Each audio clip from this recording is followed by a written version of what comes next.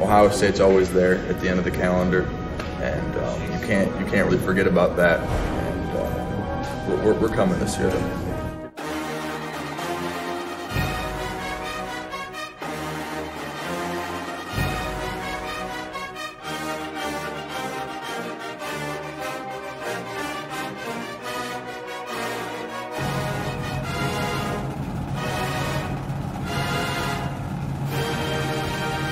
All right, welcome into the first episode of Hail to the Podcast. I am one of your two hosts for this show, Brandon Justice from the Wolverine Lounge. Been covering the Wolverines. This is my fourth season covering the beat, my fifth season writing about the Wolverines. You can find everything I have on the WolverineLounge.com, as well as the boy joined by me, Daniel Dash, his first season on the beat. Daniel, welcome. Yep, really excited to join the beat this year. Been working with the Wolverine Lounge since the spring, and tough to believe that the season's here, but we're right around the corner and excited to get started. As far as what this show will cover and how you can listen to it and when you can hear it, if you're here, then you've figured half of that part out. You'll hear us every Friday morning, once per week, covering everything that happened during the week, from Monday, Tuesday, Wednesday's press conferences, as well as any developments that we find out on from our inside intel, on top of recruiting and some basketball as well. For the time being, we will focus on football, and this episode specifically will cover the upcoming Middle Tennessee State game that's going on tomorrow night. As far as interacting with us, you can follow us on Twitter at HailToThePod. Ask us any questions you have. Give yourself a chance to be featured on the show and to answer some of your questions, whether it's hard-hitting, simple, easy, what beer I like, whatever you want to go with.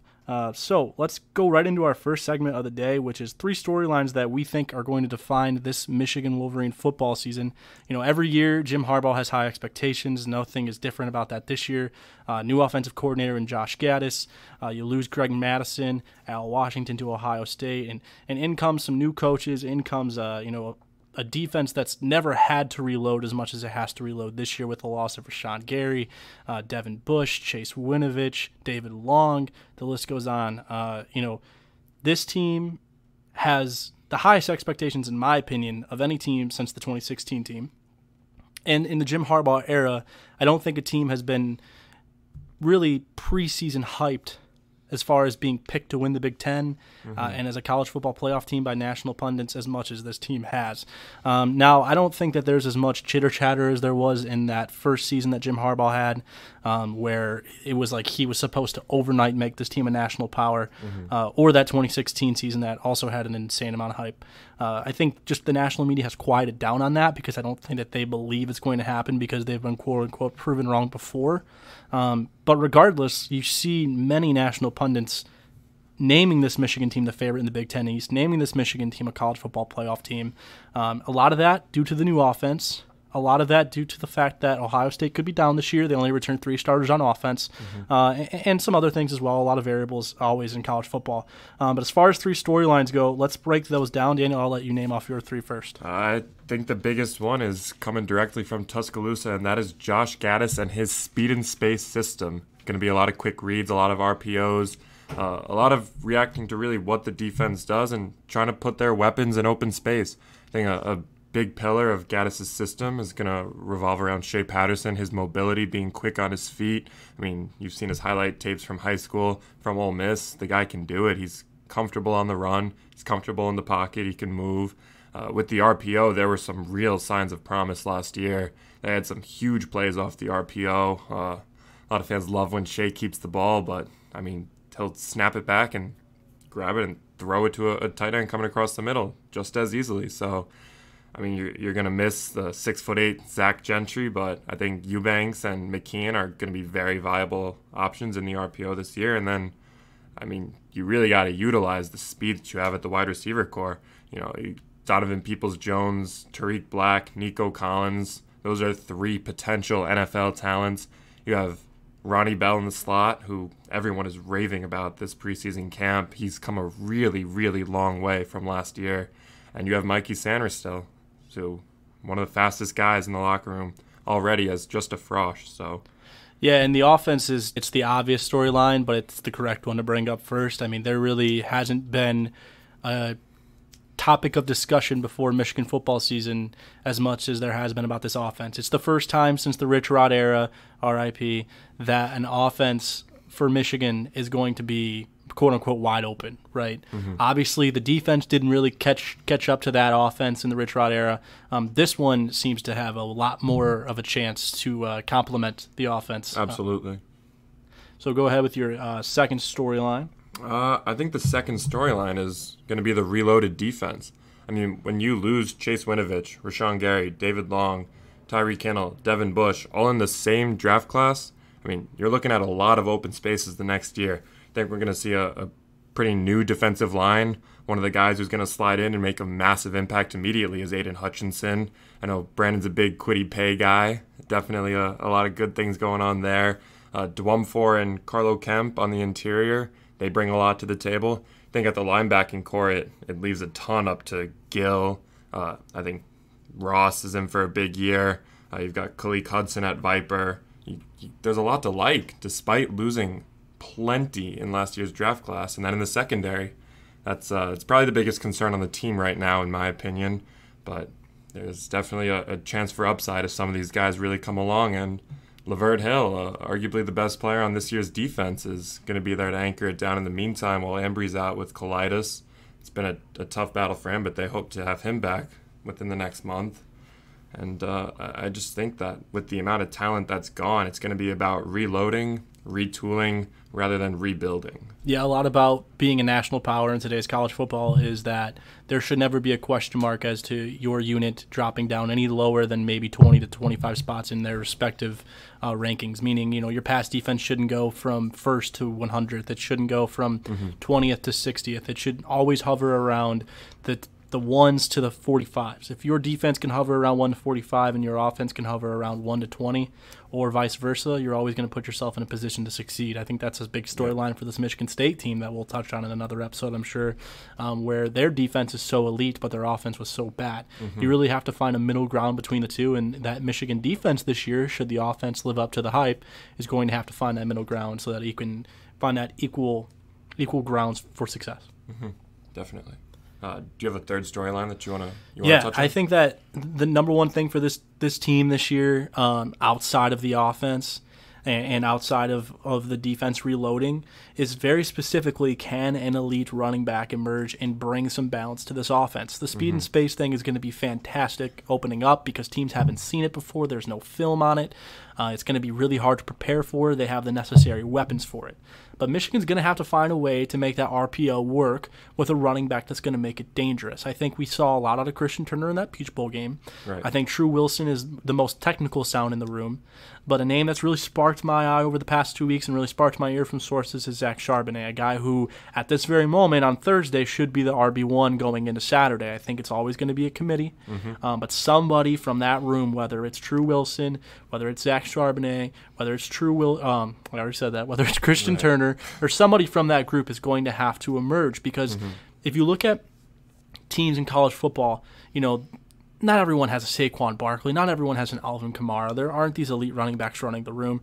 But there's always a running back like a Travis Etienne, whose name I'm not pronouncing right, that's going to do a lot for you and keep the pressure off of Trevor Lawrence and open up the passing game because they have to account for him on defense. Absolutely. Michigan needs that in its running back position, and it's something that Karan Higdon gave you that last year, but the offensive passing, the scheme last year, it reversed that role. So Michigan could rely on his run game. It couldn't rely on his pass game just due to the scheme, again. So with this scheme, I think the passing game is going to be great for the first couple of weeks. But once people figure this out and they can hone in on covering the space to the best of their ability, right, you're going to have to find a running back that's going to draw that attention away from Shea Patterson in the pass game. So if you can find that balance, this team does have what it takes on defense to hover around a top 25 defense and allow that offense to score 40 points a game, and the defense can give up 20 and get away with it. So moving on from that,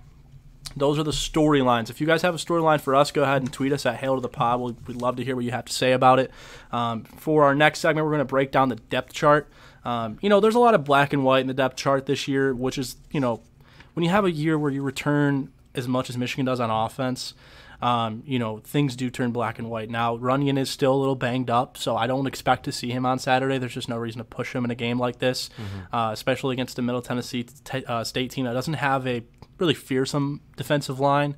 They have some good linebackers, and I'm confident that their linebackers will bring some pressure. However, I don't think that this is a strong enough test to push your starting left tackle enough to get hurt. Now, the injury isn't serious by any means. Like I said, just a little banged up. Expect to see Ryan Hayes in his spot. Ben Bredesen, obviously a captain, a guy who has been outstanding in his career, completely lived up to the hype and then some. Cesar Ruiz, same sentiment.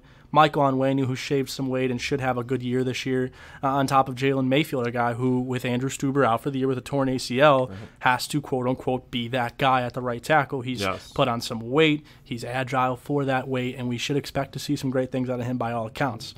When it comes to the offensive line, one guy stands out to me, and this guy is actually my breakout for the year, and that's Michael Onwenu. I think with the weight he's put on, if he can stay – the weight that he's cut, if he can stay and get more agile and protect the passer while also pushing for the run, he's a key component to this offense. The RPO relies pretty heavily on a guard opening up those holes for the running back to take off on the gives, on top of the keepers for Shea Patterson. Yeah. And Bredesen's a sure thing to deliver that on the left side. Exactly. So if you can, and so is Caesar in the middle. If you can completely rely on those three guys in the interior, which they couldn't last year sometimes at points in time when Onwenu was, here and there, like he was last year with the weight that he had. He was here and there. If they can rely on those three guys, the youth of your tackles takes the weight off of them a little bit, right? So I think that's a huge component for this team is that interior offensive line. As far as the receiver, this is what I'm hearing on that. I think it's, again, it seems black and white. Chatter is so loud now, especially with social media. Obviously, Nico Collins and Donovan Peoples-Jones are great. I think you're going to see a lot more DPJ in the slot this year. Josh Gaddis knows how to use his speed, knows how to use his athleticism, and I think that's no secret. So I think you'll see him a lot more in the Z spot rather than just the X or the Y. On top of that, please, lest we forget that Tariq Black is there, an enormous guy who has really sure hands and is eager to get out there and get started. I mean, he's had so many setbacks. He was that first game of his career, he catches a 50-yard bomb from Wilton Spade against Florida, and then boom, for 2 years he's more or less forgotten. A lot of people forget that the first 3 weeks of his career, he led Michigan in yards, he led Michigan in receptions. He was on track for one of the best freshman years in program history for a wide receiver. And that's when the first foot fracture hit. Yep. And then, of course, last year before the Notre Dame game, even worse news. That's the other one. Another name we're hearing a lot, and you mentioned this earlier, Ronnie Bell and Mikey Sanders still. With Ronnie Bell, you're seeing him go from half basketball, half football to full-on football. And he's really become a man when it comes to receiver. I think he always had the athleticism. Now he's kind of getting the intangibles by learning the offense, becoming more of a high IQ receiver. Right. This is a guy who won the team's Offensive Rookie of the Year award last year when he was still getting acclimated to the sport. And that's high regard, not only from your peers, but from your coaches as well. And then Mikey Sanders, still goodness. I mean, if the spring game wasn't enough to convince you, he is not slow. He is very fast. I know that it's so easy to compare a guy to Rondale Moore these days, because he was the talk of everyone's town last year. But Mikey Sanders still is as close as Michigan's going to get to that they can. I mean, he is a lightning bolt with sure hands and a fantastic route runner by all accounts. I mean, it takes a lot to be athletic, to be quick, and to have good hands.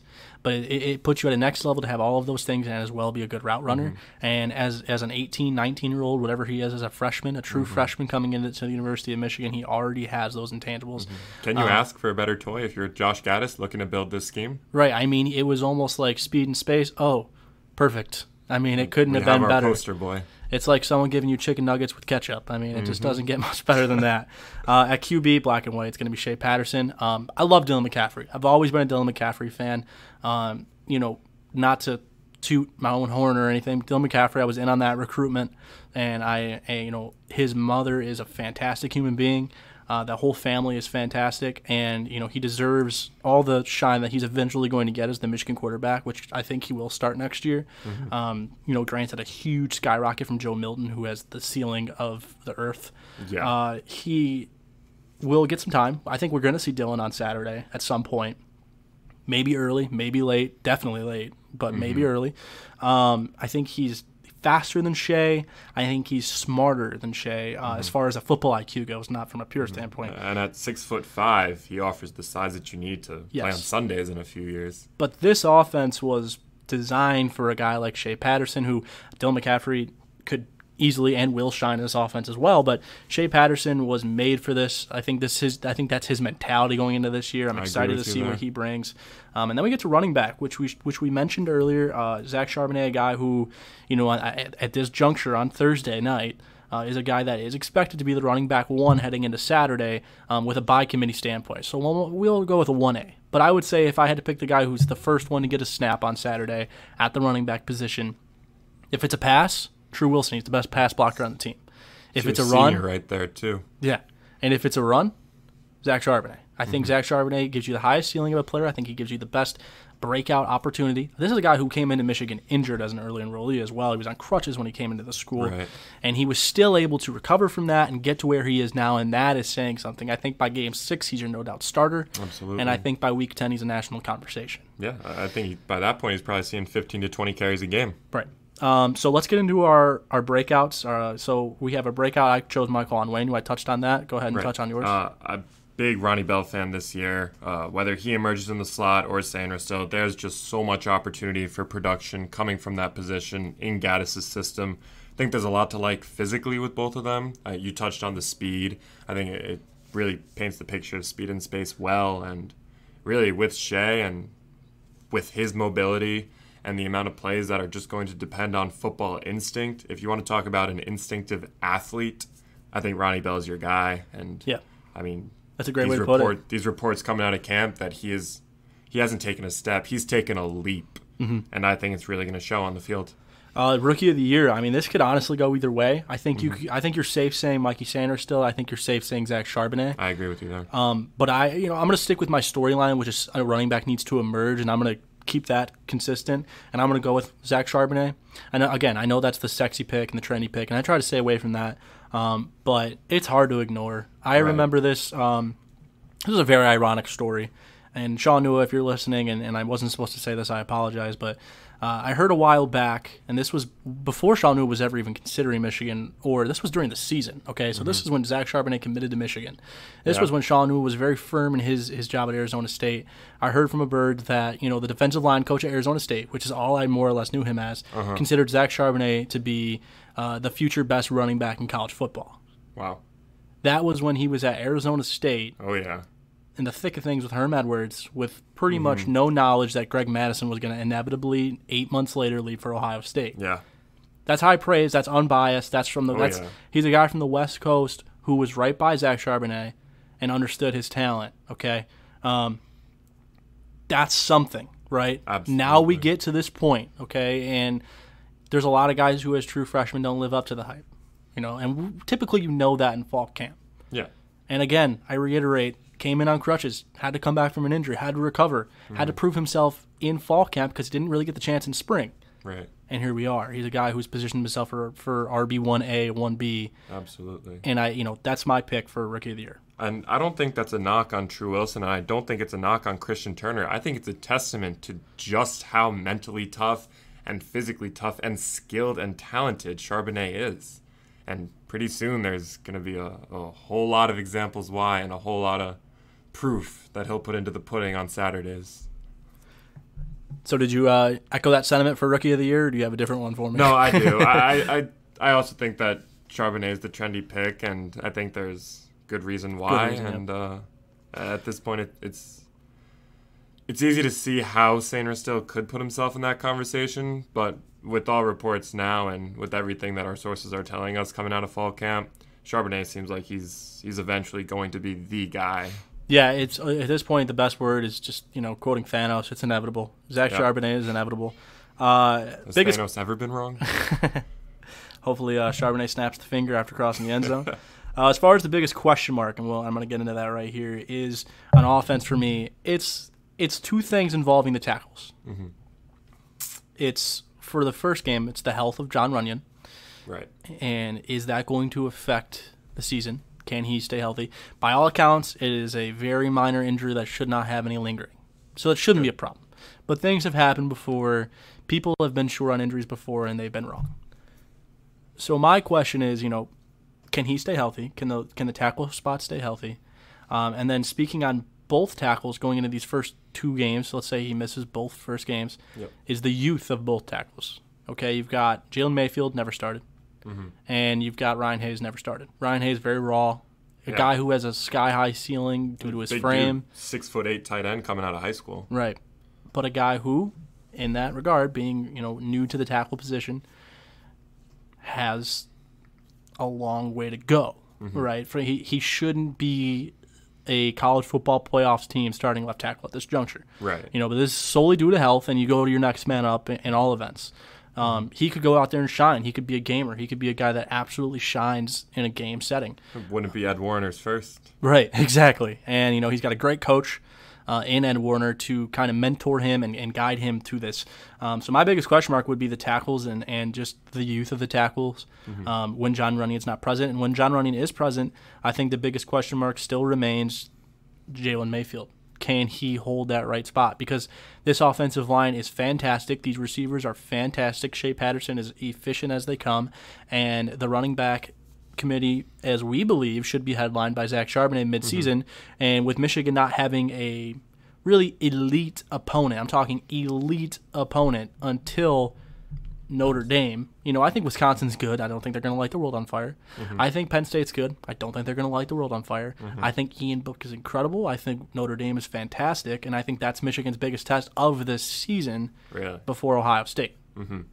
So with that being said, I just want to see if Jalen Mayfield can solidify his hype, you've got 0 question marks on the Michigan offense. Absolutely. Ohio State proved last year, if you have a good offense, it literally doesn't matter how bad your defense is. You can win big games. Right. Sure, they lost to Purdue and Rondale Moore. You're going to lose to those games. But Michigan's defense is not going to be that bad. Ohio State's defense was bad last year. Bad. They got 39 points the Saturday after Thanksgiving and still won the game by more than 20.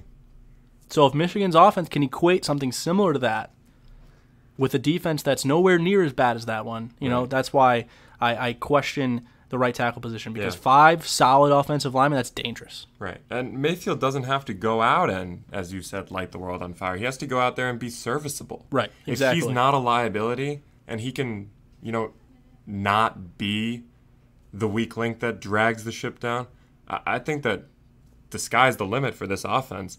And the way I see it is that the Stuber ACL injury, I think that puts a lot of pressure on Mayfield. Because I think whoever won that job would feel the pressure of the next guy breathing down their neck, or in the event of an injury, there wouldn't be that massive dent in the O-line's depth. So when you see a guy like Ryan Hayes, who could still be a year away from being a real impact tackle, maybe starting over there on that opposite side, maybe it puts some pressure on you, because now you have to hold your ground, or else, hey, maybe this offensive line that is the most talented this program has seen in years, maybe it's got the chance to crumble from the tackles and really kind of cave and erode on the outside, which I think could neutralize a lot of what Ruiz, Bredesen, and Onwenu bring to the table on the inside.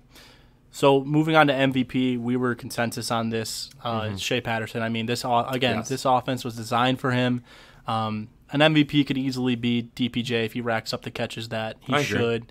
It could, honestly, if Zach Charbonnet finds a way to position himself early on, he could find a path to becoming this team's MVP. But honestly, it's hard to pick anybody besides Shea, knowing what we know. Right now, there could be again a future with Zach Charbonnet, but knowing what we know, it's got to be DPJ, Nico Collins, or Shea Patterson. And with Shea Patterson and the speed and space, it's got to be him. The RPO system. So. I think I don't even think we need to give much reason. So we'll move on to defense. Again, black and white with cornerback 1. It's going to be Lavert Hill. The question is opposite him.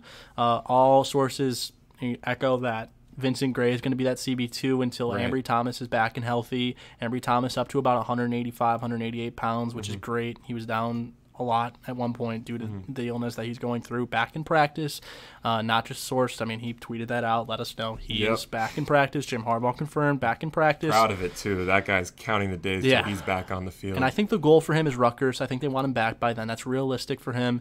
So he'll probably miss the Wisconsin game. But again, and I talked about this in a story on the Wolverine Lounge a couple of weeks ago, Michigan really doesn't face an elite passing defense until Notre Dame. Say what you will about Penn State's quarterback, Sean Clifford. I don't see him as an elite passing. I don't see that offense as an elite passing attack. Just named the starter last week. They don't have the weapons to really scare a defense. As for now, I mean, KJ Hamler is fantastic, Right. but I think a whiteout scares a defense. yeah, too. I think that's the biggest thing, and we'll get to that when that week comes. But as far as a cornerback 2 goes, Vincent Gray, a guy who 3-starred at Rochester Adams, local kid, late pickup in that class. Yep. Good for him. They lose Miles Sims, who wasn't really doing much here, and I guess was best to move on. They lose David Long. I mean, I think that's the biggest loss this team had last year. Say what you want about Rashawn Gary, Chase Winovich, Devin Bush. I think Devin Bush. Well, let me backtrack. Devin Bush easily the biggest loss, but David Long easily a 1B. Right. Because David Long was great. He was a great cornerback. I think he was maybe because he saw wide receiver 2s, but I think he was technically more sound than Lavert Hill. And I think that was overlooked by a lot of people. Lavert Hill, higher ceiling. David Long. Right.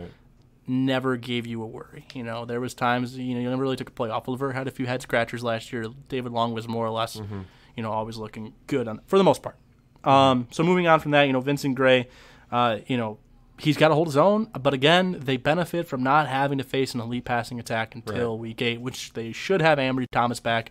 And there is an opportunity for Vincent Gray to put himself ahead of Ambry Thomas because Ambry Thomas has to come back and prove himself again. And on the flip side of the coin, if Vince Gray can't prove himself, who do you see behind him? Well, Jamon Green is a guy who came in from DeSoto, Texas, a football factory, a guy who has a projectable frame but is raw. The depth there is tough. If Vincent Gray can't get the job done, Michigan's in trouble because then you put yourself in a spot to allow not-so-elite passing attacks become elite passing attacks. Yeah, and I think you could see that maybe with Jack Cohen at Wisconsin. We'll get there. We have some Wisconsin dialogue coming up, but I think that definitely could be an early red flag if it unfolds that way. The defensive line, I think, is worldly underlooked by the country, by the national media on the edges. I know that there's no longer a Rashawn Gary or a Chase Winovich there. There is a Kwity Paye, who I think is going to be fantastic. I've always been a Kwity Paye guy since he was in high school. When they flipped him from Boston College, I thought, okay, this is big. Played fullback in high school, but didn't play fullback like a 2-yard fullback. Played fullback like he ran the ball 50 yards for a touchdown 3 different times his senior year. Phenomenal athlete. Incredible athlete, incredible IQ, can read a tackle like a book. I think he's going to absolutely shock people. I don't know if he's going to outdo Kenny Willekes this year. I don't know if he's going to outdo the production of Chase Winovich last year. But if there's someone that will in the Big Ten, I think he has to be the guy you look at. And then the other side, Aiden Hutchinson, who we talked about, a guy who's going to come on really strong, spent time at Tom Brady's facility in Boston. Yeah, he's my breakout for this year at 6'6", 278 pounds. He has the towering size to be that guy. If the footwork is there, he claims that the TB12 facility helps get him in some of the best shape of his life. He can bring the heat off the edge, force turnovers, cause havoc, put some big hits on quarterbacks, and really be that guy that Michigan just lost with Winovich and Gary NFL bound. And lest we forget that a guy named Mike Dana, who Pro Football Focus absolutely adores, and the NFL draft is already eyeing, is in that mix. I mean, is he behind Hutchinson and Kwity from a 3-down standpoint, perhaps, but from a pass rush standpoint, he is as good as they come. Incredible pass rush grade last year at Central Michigan. He had 42 defensive stops on the D-line, which is 14 more than the next highest defensive lineman in the MAC. When opponents tried throwing on the Chippewas, he had a 27% pass rush win rate. That is a guy who gets to the quarterback nearly every single time he drops back. And he's a guy that, honestly, in this Middle Tennessee State game, he's seeing the same competition he saw last year. Yep. When he's in the game Saturday, he's more than likely going to absolutely showcase his abilities. He's going to feast. Even earlier this week, when Aiden Hutchinson was made available to the media, he said that Dana's been a big factor, who's added a lot of depth. I think he's done a whole lot more than that, and at this point, creates something even more to fear, for this defense. Right. And then lastly, Josh Uche, who's going to play a lot of linebacker and come off the edge, is also going to come to the edge like he did last year. I mean, every single time you saw number 6 on the right or left side of the line from the press box, the conversation was you look at the next reporter and you say, hey, Josh Uche's in, so it's probably going to be a sack. Yep. Josh Uche's in, so it's probably going to be a sack. And boom, Josh Uche got a sack. Yep. Didn't play a lot of downs, but when he was in there, made an intense impact. The sack rate is unbelievable. It just jumps off the page. The interior is the biggest, while we're talking about it, the biggest question mark was cornerback 2. If you had to pick a second one, it's the interior. I think Carlo Kemp and Mike Dwumfor are great. I think they're really good interior linemen. If you're going to have a question mark and it'd be those two guys, that's probably the best question mark you can have. Yeah. The question is the depth. You lose a lot of guys. Where do you go if you lose one of them is kind of the question. But I think the biggest question for this defense, outside of the pass defense past Lavert Hill, is can they stop the run on the interior? Mm-hmm. Those two guys need to create pressure. Carlo Kemp, a captain, for a reason. Donovan Jeter a lot too. Yeah, Donovan Jeter Jeter. Stop the run. Donovan Jeter is a guy who's really come on strong, and another guy like Tariq Black. Every time he comes on strong, gets set back by injury. Right. So you hope the best for him. You hope a healthy year here, and you hope that healthy year provides a really big step for him to come in and, like you said, help and run support. Mm-hmm. Carlo Kemp's a guy who has taken, I think, similar to a Ronnie Bell leap. I would say about half that leap last year and then half the rest of that leap this year. Wow. Yeah. to put himself into a position to be a very good interior tackle. Yeah. He's a grinder, and I think that the captaincy, as voted on by his teammates, is a real recognition of that, something he appreciates, and just one more reason for him to keep putting his nose down and working hard. So in the event that Michigan does lose some depth there in the interior, I know you have two guys that you've identified behind Dwumfor and behind Carlo Kemp.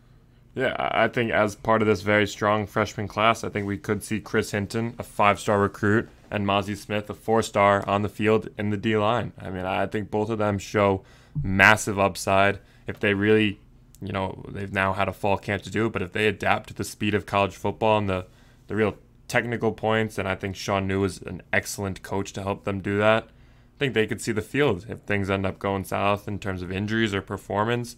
I mean, those are two guys that are really solid fallback options despite youth. Right, and two guys who have had glowing fall camp reviews by all counts, especially Chris Hinton, who has, as we spoke about, high expectations. Not to mention a brother that's going to be off to Stanford should his commitment hold true. Mm-hmm. Going to be a fantastic guard. So let's talk about, we touched on it a little bit, but the linebackers, I think Josh Ross is, he's not Devin Bush because nobody's Devin Bush. Devin Bush is an anomaly. But Josh Ross is very, very solid. I think he is more of a true linebacker in that he's got the size of the linebacker. Mm-hmm. I think his pass coverage is going to be not an upgrade from Devin Bush, but it's not. I don't think you're going to see much of a drop off. Yeah. Really, the only place you're going to see a huge drop off is just how good of a blitzer and how good of a tackler Devin Bush was. I mean, he was basically a torpedo. Better. He was a human torpedo, and his target was identified by like a robot. Yeah. He didn't need to do anything himself. It was whatever that intangible that was inside of him, that sixth sense that he had. But Josh Ross is very good, and I think that he's going to be not just serviceable. I think he's going to be a good player. I think Big Ten teams are going to fear Josh Ross. Another guy that PFF loves statistically. Absolutely, and PFF is a great identifier of who is actually good. Right. Because they're grading every single play. Yeah. And then past that, Devin Gill is a guy who showed signs of and showed signs of there was good and there was bad. Oh yeah. He had a ways to go, but he's a guy who's had a year to grow. I think he is a drop off. For this linebacking core, I think he could potentially be a question mark for them. But his speed is there, and he's going to track down guys. There's just a couple of things that he needs to work on. I think he was a safety coming out, and he can transfer there, and his pass coverage should adapt there. Yeah, I think similar to Mayfield, he's a guy that needs to be serviceable without being a liability. Right. I think that a drop off was inevitable. You can't expect him to come step up and fill that void immediately. But as long as he's not the reason that they give up 2 touchdowns in a game. And I think that with the pressure Michigan likes to bring with their front seven, especially with their linebackers, he's a guy that I think has the closing speed to make that useful and to compensate for what he might lack in other areas. He's solid sideline to sideline. And I think Michigan's definitely going to adapt. As much as Don Brown says he's not going to change his scheme, which he's not, and they're going to be aggressive, they will, he's going to adapt. That's just the pure nature. Don't sleep on Cam McGrone either, a guy who is a redshirt freshman, was a great guy out of high school, a great recruit out of high school. He is extremely fast. He's a guy that could leap him and could come in and spell Josh Ross, compliment him. And then Josh Uche will get a lot of run at linebacker, standing up off the edge. Yeah. Might play a little bit, might play a little bit here and there in pass coverage scenarios. But he's a guy that is just extremely special when it comes to putting pressure on the quarterback. Yeah, he'll be in there just for every blitz package. And then past that, obviously the Viper, Khaleke Hudson. Mm-hmm. Doesn't get much better than that, at the Viper. It's who you want. Big hitter. Can he produce a year better than Jabril Peppers? Arguably better than Jabril Peppers was in 2017. He had a fantastic year. Last year, the suspensions were, questionable, but, difficult to deal with. He had targeting is a fuzzy rule. Right. A guy who has had a fantastic camp. I mean, lights out, deserves all the hype he's going to get. I think he is just unbelievable leader, a voice you need. You saw it in the Peach Bowl and the sidelines, screaming at guys to wake up, and you need that. Yeah. And then you have Jordan Glasgow, who's fantastic depth to have in there, a program guy, just like the other Glasgows, who gets it, knows the playbook, front to back. NFL pedigree is always a positive. Yep, and it's good to have. I mean, you can't have enough depth, especially at that position. And then onto the safeties, where everything is academic with Josh Metellus, who should be spelled by Jamerick Woods, a guy who I like, honestly. Jamerick Woods is a guy who can come in and lay the lumber. He's kind of like a Miles Killebrew for Lions fans out there, where he can come in and just lay the lumber down, but he might not be sharp in the rest. He's got ways to come on his coverage, but his hitting is just bar none. And then in the free, rumor has it, I got a source in on this today, actually, this morning. Hawkins could be a little banged up. Brad Hawkins, great camp. I mean, fantastic camp. You couldn't have asked for much more out of the free safety position. I think, as we mentioned with how we said Charbonnet, shooting up the depth chart isn't that's not bad on True Wilson. That's not bad on Christian Turner. That's a compliment to Zach Charbonnet. Brad Hawkins starting isn't bad for Dax Hill. It's just great for Michigan to the point where they have a guy as talented as Dax Hill with another guy proving he deserves to start more over him. So with a banged up Hawkins, I don't think it's going to affect him more than a game, if a game. There is a high possibility he still starts and plays on Saturday. I think that's to be determined. I think in the event that he's rested, and this is just how I feel, so take that as you will, if he's rested, I would not be surprised, and I would expect Dax Hill to start in his place should Brad Hawkins need the rest on Saturday. Again, that's going to come down to if Michigan wants to quote unquote push it or not with him, or if it even comes to the point where it is something he could push. If it's nothing, he's going to play. Right. If you're Brad Hawkins and you have a minor injury going on, do you feel Dax Hill kind of breathing down the back? That's another subject, and I'm really glad you brought that up because that was my next question. How does Brad Hawkins feel about this situation? Does this team has the most unbelievable training staff you're going to find in the country? There might be some as good, but there isn't any better. They're not going to push guys. They're honest about it, and they're going to train their guys and keep their guys healthy. Right? We've seen too many guys go down with minor injuries held out again in important games for that not to happen. A la Jordan Lewis 2016 in a couple of games. But with Brad Hawkins, how do you feel? I mean, you got a 5-star number one safety, insane amount of hype, and you beat him out clean. You beat him out, you're going to be the starting safety, and you come down with something minor. Middle Tennessee State is a game where Dax Hill can absolutely light the world on fire. I firmly believe that Don Brown, Chris Partridge, and Jim Harbaugh leave nothing up to the fans. Everything they do is internal. Every decision they make is internal. However, as professional as it gets. However, if Dax Hill comes in and does Dax Hill things in that game, it's going to be hard to keep him out in the next game, no matter how good or bad Brad Hawkins is. If the film is there, you're going to have one of the biggest fan bases in the country clamoring to see him out on the field. And quite frankly, it'll be justified by that point if he goes in and has a stunning pick six, forces 2 fumbles, racks up 8 tackles, deflects 4 passes. Like, if this kid has the kind of game that he can have against a new Middle Tennessee quarterback. Yeah, a guy who was not the starter last year. And the coach's kid started last year. So you see how acquainted that guy was. So let's go to our picks here for our, quote unquote awards. For breakout, I think it's pretty obvious what I'm going to pick for breakout. I don't even know if you would call us a breakout. He had a good year last year. I guess you could say he broke out last year in a way, but Kwity Paye, I think, is going to break out to new heights this year. I think, again, as I said earlier, let me reiterate, a Big Ten player, the Defensive Player of the Year candidate at that line. I think he's going to wreak havoc. And if it's not him, it's Mike Dana who's going to wreak havoc in the pass rush. Yes. On the topic of breakout, I praised him earlier, but big Aiden Hutchinson fan. Mm-hmm. I think that size, strength, instinct, the football pedigree, it's really all there with this kid. He's still young. This is going to be his second year with the program, but if he can put it all together, he is going to take a leap. And I think that it's going to be really, really fun to watch him go after quarterbacks. And this will be a great testimonial for TB12. Oh, yeah. Oh, business will improve. Yeah. And on the Rookie of the Year, and I didn't want to make this a specific freshman award. I wanted to make this something of a guy who wasn't exactly like a pure starter last year. So for Rookie of the Year, I went with Josh Ross. You could say Mike Dana here because he technically is a first-year guy from Michigan, but he's obviously established himself. But I went with Josh Ross just because I think he's a guy who is now firmly in the middle of this defense. He's going to be the guy who everybody looks upon. I know Josh Metellus and Khaleke Hudson are going to be the voices, kind of I think those two are going to be kind of like what Devin Bush was last year as far as commanding the defense and calling out the formation. That's just a part of the job as a strong safety as well. But I think Josh Ross is integral, and I think he's going to prove why he's paramount to this defense because of his talent. So that's my Rookie of the Year.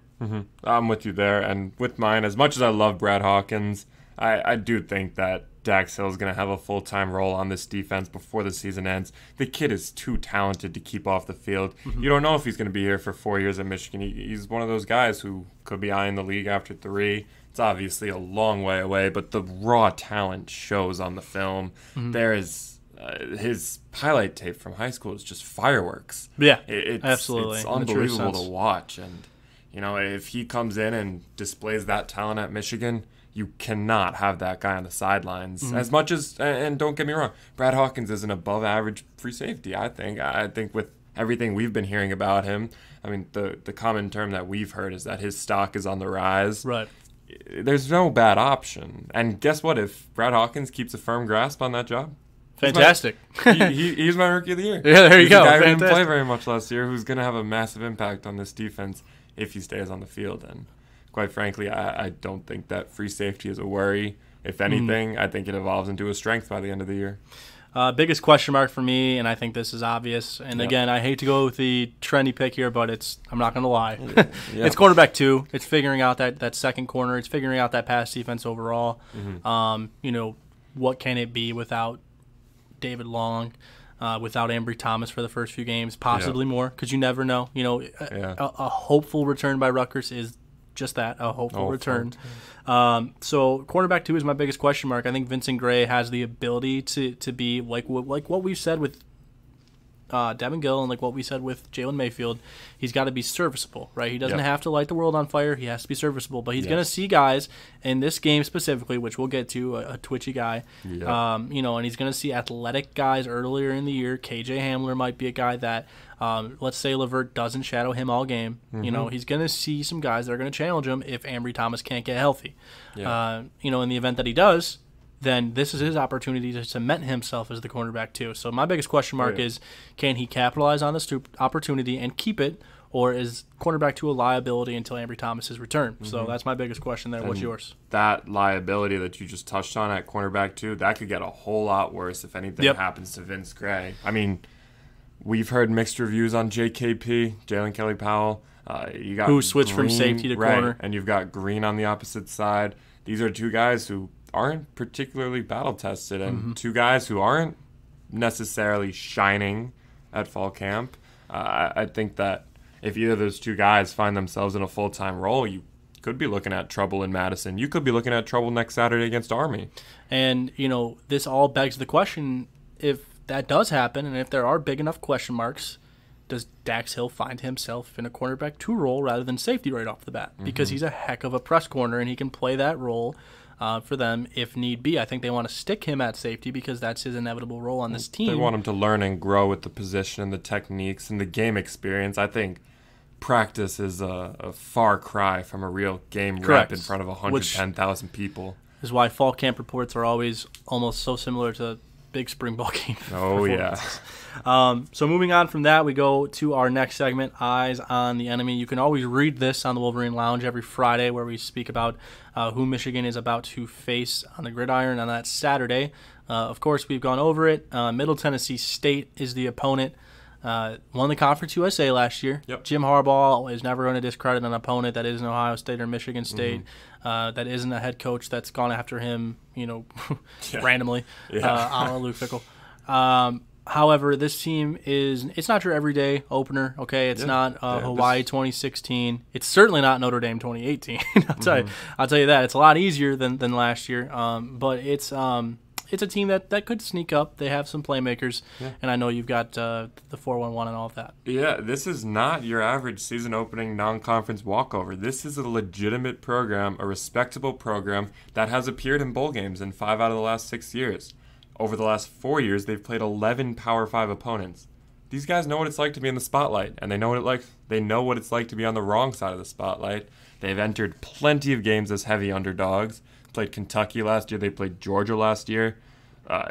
Coaching is not an issue for them. Rick Stockstill is in his 14th year. He's definitely a veteran at the helm of the program.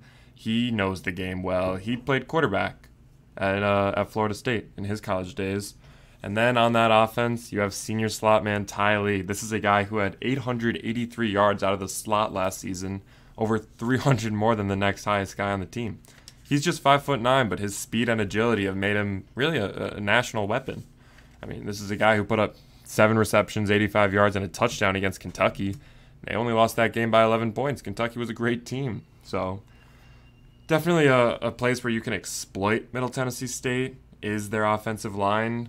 They're replacing 3 starters from a group that already ranked outside the top 100 in sack rate last season. Brandon touched on it earlier, but they do bring back a solid linebacking core. That's definitely something to keep an eye on if you're Michigan. But their pass defense is rough. That's definitely a place where Shea can have a day. Yeah, and touching on the just what each team can do to each other, and again, more or less echoing what you said, Michigan can exploit the pass defense in Middle Tennessee State just because Michigan's receivers, like they will be with most of the opponents on the schedule, are going to outman a lot of these corners. Not only are they big, but they're fast. Not only are they got sure hands, they're strong. Yeah. And they're route running stuff to keep. And they're smart. They are smart guys. Nico Collins, Donovan Peoples-Jones, and Tariq Black. They have been waiting on this offense to throw them the ball. I know these guys. I covered them for years. I covered Donovan Peoples-Jones for the better part of 5 years. Yep. Covered Tariq Black for the better part of 2. Same for Nico Collins when Michigan was recruiting them. These are guys who want the ball thrown to them. They are hungry for it. They do not want, they're going to do anything for the team. All great teammates. Yeah. They're all for run blocking. They're all for running the complicated routes they had to run for their first 3 years on campus. But these guys are ready for this offense. This isn't just what Shea Patterson was made for. This is what those receivers, are made to do in this offense, and they're ready for that. And I think that right off the bat, they get a nice pass defense to go against to really run wild. And again, the offensive line. The Middle Tennessee lost 3 starters on that offensive line on an already rather weak offensive line. They allowed 100. They were 111th in sacks allowed last year, out of 130 teams, and they're facing. We just named 2 defensive ends as our breakout players, so they could be under brutal pressure. On Michigan Saturday. always has a fantastic defensive line. It's getting revamped under Sean Newell right now. Don Brown is always preaching pressure, Dr. and this Blitz. team does not know how to protect it. So those are the exploitations they can make. As far as what Middle Tennessee State can do, like you mentioned, with Ty Lee, but I think overall this pass defense will be challenged off the bat. Not only on the edges, but we saw it last year across the middle. Can Michigan guard the crossing route? Yeah. I'm sure they're going to see some against this team early and often. Why not? Okay. So we'll see where that goes. And then lastly, Michigan's young tackles. You're going to see, barring a healthy day or two where John Runyon is cleared, they're probably going to see Ryan Hayes and Jalen Mayfield on the tackle spots. 2 guys who have never started before. Under the lights, first game of the year. Brand new bookends. I mean, I don't care who you're playing or what they're ranked or who they are. That's a challenge. That is like, hey, here you go. Like, that is the Sharks. Yeah. That is being fed to the Sharks. Yeah, and I think that's going to put a lot more pressure on Shea. And which leads me into my key for the game. Michigan's got to take care of the football. Last year, Middle Tennessee State was 7-0 in the regular season when it forced 2 or more turnovers. If Michigan can't take care of the ball, and maybe Shea makes a poor read under pressure, or read option goes wrong and it ends up being 6 points the other way for the Blue Raiders, I think you could be looking at trouble early. And I think that they're going to bring pressure early because they know that those tackles could be the weak spots. So MTSU loves to blitz. That is how they force turnovers, and I think Shea's going to be under pressure. All right, so before we go into predictions and the final words on this game and on this Friday before game day, which is a great feeling. You know, if you're listening at home and then you're a diehard Michigan fan, I know you've been waiting for this. But before we get there, let's hail to the spread. This is one of my favorite segments that we're going to be doing every week, where we look over 3 games nationally, 3 spreads, and we're going to let you know what we would do if we were betting men. So let's look at our first game. We have Oregon and Auburn in Jerry World. This is a neutral site game where the Cowboys play. Oregon is a 3.5-point dog. The Ducks have Justin Herbert, a guy who's going to be a professional, probably a top 5, top 10 pick. Could be a Heisman candidate. Could be a Heisman candidate. Oregon returns him along with a few other weapons. The biggest guy that they get, though, is Kayvon Thibodeau, number 1 recruit in the country last year. Thought to be an instant impact guy off the edge. Auburn returns an unbelievable front 7, including Derek Brown, who's going to be an NFL player. They return all of their front 7, which is going to be menacing, and some believe it to be the best in the country. Got some monsters on that front 4, especially. On top of that, their offensive line is thought to be a top 10 unit in the country when it comes to offensive line. But here's where things get tricky for them. Bo Nix named the starter. He's a true freshman, a lot of talent. Starting a true freshman is risky at any position. Starting a true freshman at quarterback is a whole nother ball game at Jerry World. Not everyone's under Trevor the lights. National spotlight game. Auburn versus Oregon. Rematch of the 2011 BCS National Championship game. I like the Ducks here as 3.5-point dogs. I like them to win the game outright. Money line will pay you in this one. Take Daniel's money line. I'll take the points. He'll take the line. Let's move on to the next one. We're going to South Florida, where the Bulls are hosting Wisconsin. Wisconsin, 11.5-point favorites in this one. Jonathan Taylor has an opportunity to be a Heisman candidate this year. Jack Cohn named the starter. You're a little familiar with him. Yeah, I grew up on Long Island in New York. I went to high school about a half hour away from Jack Cohn. He's a Save Hill kid. I'm from Port Washington. He lit Long Island on fire. Guy torched the rest of the island. But he's a guy who hasn't found much success at the college level yet. So I think this is going to be a pretty telling game for him. They are traveling to USF. This is not in Madison. I think that's already a setback right there. And then Charlie Strong is no slouch on the other side as an X and O's guy. Yeah, absolutely. South Florida had an unbelievably electric offense last year. They lit the scoreboard on fire like most Florida teams that are the regional teams, CF, SF, not Florida State. Right. So here's the thing. If you really want the most guaranteed bet in this game, I would go with the over, 57.5. I just think this game's points are going to go on fire, which is rare for a Wisconsin game, I know. And I think that's why this total is such a sexy pick to go under. But believe me, the South Florida offense, Jonathan Taylor, South Florida gives up a lot of points. This game screams over.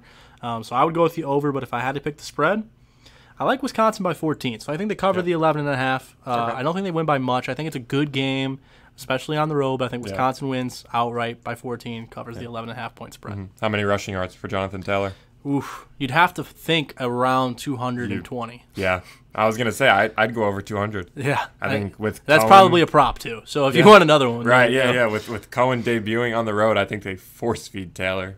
I think we're seeing like 3rd and 14 draw plays. Lastly, we head over to the West Coast, where Stanford hosts the Big Ten's Northwestern Wildcats. Brainiac Bowl. Yeah, right, exactly. This is the nerd central over here. So if you don't want to come to the Michigan Northwestern game from last year, which was every year seems to be the nerd bowl of the Big Ten, this is it in the national from the national perspective. Yeah. And I like the lower acceptance rate in this game. I like KJ Costello and Stanford. Oh, I love KJ Costello in this game. I think Stanford wins by 20 plus. Yeah. Easy. 6.5-point spread. It's free money. Yeah. All right. Yeah, I think so too. Northwestern is yet to name a starting quarterback. Even though they have a 5-star Clemson transfer. Right. And, if you haven't won it by now, When are you going to win it, Hunter Johnson? And it's tough to win it on the road in Palo Alto when you haven't done it in your own practice facility. And lastly, Stanford. They win every game in the trenches. Yep. I mean, Walker Little is a phenomenal left tackle over there. Former #1 left tackle by 24/7 Sports, Texas kid, who said no to the Horns and said yes to Stanford because he wanted to go for his education. Oh, yeah. How many times has Stanford pulled that off? A lot. David Shaw, great Jim coach. Harbaugh. Jim Harbaugh pundit. Or I should say Jim Harbaugh predecessor. I love KJ Costello in this game. I really do. do too. I think he lights the world on fire in this game. I think Northwestern is not that good this year. Not to mention Northwestern is remarkably bad in September. Lost to, I believe they lost to Akron last year in September. They ended up winning the Big Ten West. Lost to Akron. So I cannot say what they'll do later in the year, but I can tell you that in September they are never that good. Right. And they're going to have to play their best game to beat Stanford on the road in California. Yeah, and I think it's the start of a good year for Stanford in the Pac-12. Yeah, absolutely. No Bryce Love, but more success is what I'm expecting. So before we finish up, we're going to go to our final words, our final segment. We'll do this every week. We'll wrap up with 3 keys to the game, our players of the game on each side of the ball, and our final score. We've said a lot, as is. I'll let you go to your 3 keys. We'll make it quick and let you guys get to the excitement of tomorrow. Yeah, I'm going to reiterate a few things here for the 3 keys. I definitely want to highlight some stuff and underscore what I think is most important. First and foremost, take care of the football. If you want to hang 50, you're not going to do it by turning the ball over 4 times. I mentioned the stat about the Blue Raiders being 7-0 in the regular season last year. When they do force 2 turnovers, I think that Shea could throw 2 picks and get away with it. Michigan could still win by double digits. Which seems to be the theme of this offense. Right, but, I mean, even if you're playing on the reckless end, you're going to have the jitters of the first game of the season. Doesn't matter who you're playing. You could bring in Clemson, or you could bring in, Florida A&M. So, in a game against Hawaii in 2016, Michigan won Exactly. 63-3. The first pass of the game by Wilton Speight was intercepted on the other side of the field. Oh, yeah. So, just for reference on how a game can go like this. Oh, yeah, and I think staying with Shea, the second read is going to be to make good reads on the RPO. The Blue Raiders are going to blitz. That's an open secret. Got to be able to handle the pressure. Don't turn the ball over there. Make a good read. And if you're going to be in the red zone, then Score. punch it in. Then score. Yeah. I don't think settling for field goals is gonna get you that half-century mark or maybe even to 60 points. This is a game that Michigan wants to come out and make the Josh Gaddis statement. I think if they go out and win by 2 touchdowns, I think a lot of fans leave the big house feeling disappointed. Unless the score is 65-42. Right. Yeah. Yeah. Then the questions shift over to the defense, and everybody's happy with Josh. Yeah. Oh, yeah. So my 3 keys are pretty simple, and I think this is a given, but it's still got to be said. They have to rush and pressure and be as aggressive as they can on defense. Yep. Because this offensive line, as we mentioned, 111th in sacks allowed last year. Second, throw the ball. Throw it a lot. Yep. Throw the ball. Let it loose. Their pass defense is not good. They gave up a lot of points last year against teams like this. And then this one kind of piggybacks off of that, but my 3rd key is to work quick. Don't let your tackles get beat. Your guys are young. Ryan Hayes is young. Middle Tennessee, although lesser, likes to pressure, and that can be something that's detrimental. Causes turnovers, ends drives early, hurts guys. You want to protect your quarterback as much as you can in the first game and protect your guys just in general in the first game. So work quick, meaning get rid of the ball fast. And I know that's what this whole offense is designed around, is RPO and quick plays and flick it across the middle, hand it off, or keep it. Okay, so they're probably going to work quick whether I tell them to or not. Right. However, I think it's pretty paramount that they do, just to avoid the pressure from the young tackles. They could go out there and light the world on fire and have a fantastic game, Ryan Hayes and Jalen Mayfield. I'm not saying that that's a foregone conclusion that they're going to be bad.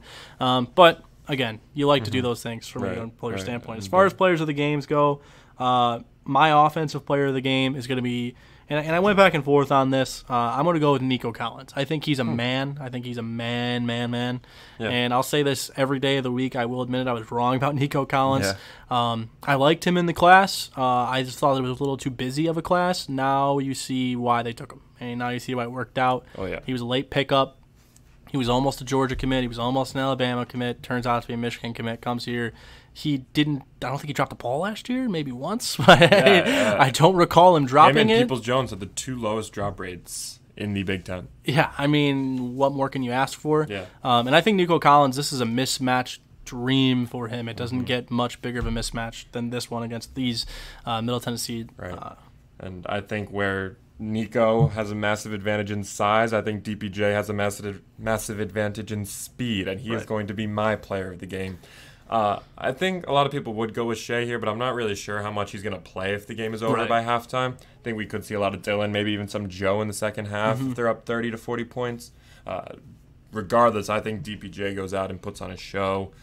This is a guy who's been cooped up for months now with the strain of the soft tissue injury and really just a lot of things that have amounted to the summer mist and missed the spring. And like, this is a guy who's been itching to get on the field.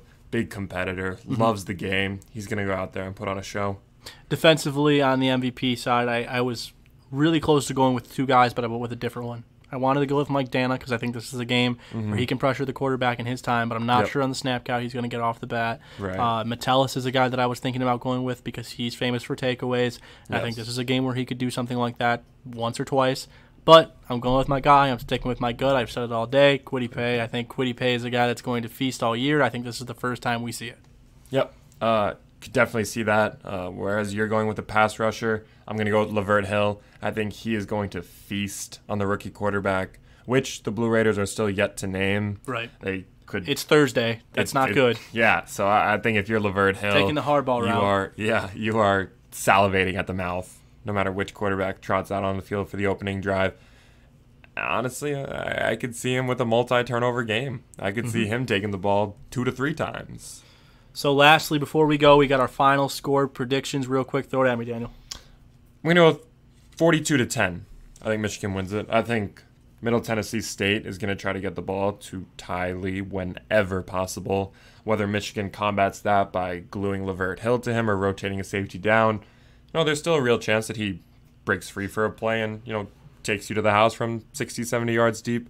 Or maybe Middle Tennessee really puts together a really good drive. They take it down the field and score, maybe a garbage time field goal. But I think Michigan goes out and does Gaddis things on offense. We have seen what Penn State did with Mike Gesicki. We saw what Alabama did with Irv Smith.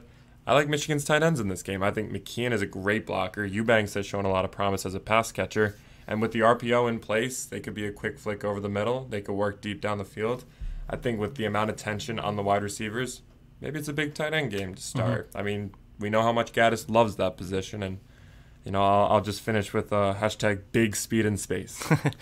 We saw James Prochet from SMU have a big game last year against Michigan, 2 touchdown catches and a lot of receptions, a lot of yards. Proved to be one of the better receivers in the country. He's already being discussed as one of those again this year. I think Ty Lee can put up a showcase this year, in this game, if he can match up against one of Michigan's cornerback twos, in their first test, especially in the second half when you would expect for their first unit to kind of get away a little bit. They don't want to risk any injuries in a big game. Especially with the little bang-ups right now. Right, and I think Michigan lets it loose in this game. I don't think they hold anything back. I think they want to showcase what they're going to be this year. I think the tradition of Harbaugh kind of, quote-unquote, keeping it under the blanket for the first 6 weeks until they face a big test and keeping the playbook shut, I think they're like, hey, here's what we're going to do. Try and stop it. So I think Middle Tennessee State's going to end up with, I'm going to go with 14 points. If they score 2 touchdowns and miss a field goal, I think that they move the ball. I think they have about 250 yards of offense. I don't think they're going to struggle a whole lot. I don't like this Michigan defense as much as I've liked it in the past. I still think it's a top 30 unit, but I don't think it's, going to be an unbelievable brick wall by any means. But I'll take the offense in this game, putting up 65. So 65 to 14 is going to be my final. Wolverines win it in Ann Arbor at night. Make sure you drive home safe from the game. If you're listening to this in the car, drive home safe again. Absolutely. We appreciate you tuning in to the pilot episode of Hail to the Podcast. So keep in mind, tell your friends that if you hail to the victors, then that probably means you'll hail to the podcast. We'll see you guys next Friday. Enjoy the game.